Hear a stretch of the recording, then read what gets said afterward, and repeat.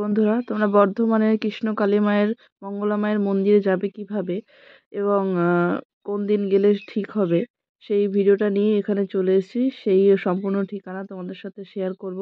তো দেখো, সকালবেলা উঠে চলে গেছিলাম বর্ধমানে এক্সপ্রেস ধরে শিয়ালদা থেকে। তো বর্ধমানে স্টেশনে নেমেছিলাম। এটা হলো তোমার 1 নম্বর প্ল্যাটফর্ম। 1 নম্বর প্ল্যাটফর্ম থেকে বেরোলেই দেখবে অনেক টোটো পাবে, সেখানে বলছে কৃষ্ণ কালী মায়ের মন্দির, কৃষ্ণ কালী মায়ের মন্দিরে যাচ্ছে। তো টোটোওয়ালারা কিন্তু ন্যায্য ভাড়া নিচ্ছে না, এক এক সময় এক এক রকম নিচ্ছে। তো আমাদের এখানে 40 টাকা করে নিয়েছিল পার হেড, যেহেতু ওরা রাস্তা ঘুরিয়ে ঘুরিয়ে নিয়ে যায়।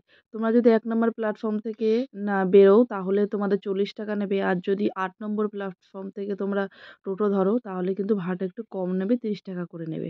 তো এটা হলো তোমার আমাদের ওই কালনা রোড ধরে নিয়ে যাচ্ছে। তো স্টেশন থেকে তুমি টোটোয় চাপার 15 থেকে 20 মিনিটের মধ্যে তোমাকে কৃষ্ণকালী মায়ের মন্দিরে নিয়ে যাবে। তো আমাদের পৌঁছতে পৌঁছতে 9:30 বেজে গেছিলো। তো দেখতেই পাচ্ছ মাঠে কত ভিড়, আর এবং দিনটি ছিল শনিবার দিন।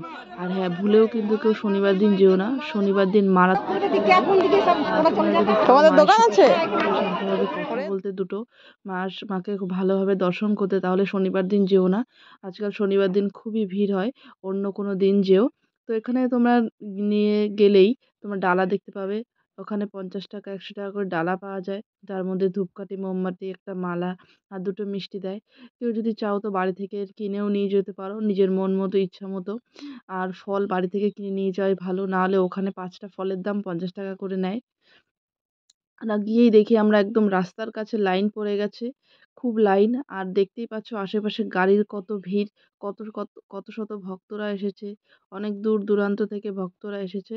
আমরা যখন গেছি তখন মা এসে পৌঁছায়নি।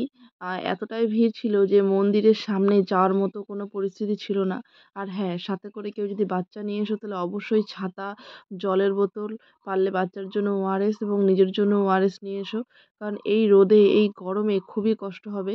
হ্যাঁ, যেহেতু আশেপাশে কোনো গাছ পাবে না ওই মাঠের মধ্যে, আর এতটাই ভিড় হয় আজকাল। তো সেভাবে ব্যবস্থা নিয়েই এসো, যারা অসুস্থ ব্যক্তিকে নিয়ে আসছো তারাও সেভাবে ব্যবস্থা নিয়ে এসো। তো আশেপাশে দেখো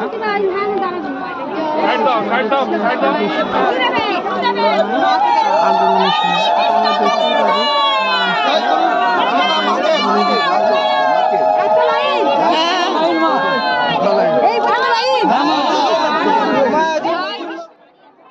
তো আমাদের অনেকক্ষণ ধরে আমরা লাইনে দাঁড়িয়ে আছি।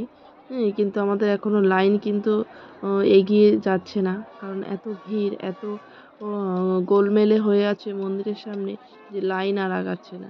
ধীরে ধীরে আস্তে আস্তে একটু একটু লাইন আগানোর পরে ভক্তরা 1জন 2জন করে বেরোচ্ছে।